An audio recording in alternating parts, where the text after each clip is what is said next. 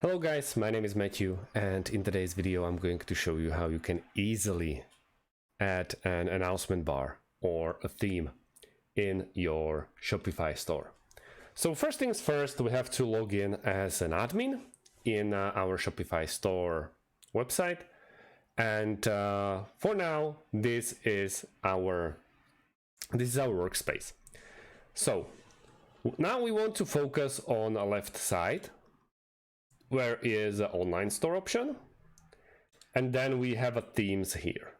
As you can see, we have the themes and we can easily customize it. We have more themes like Dawn, like Refresh, Sense, or we can even visit a theme store and see how it's all done. But in this store, a lot of them are you have to pay for them.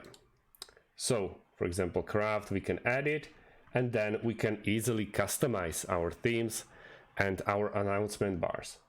So as you can see here, you can add your own images, our collection's names like winter or summer or outlet. Here is a space for your brand, and so on and so on.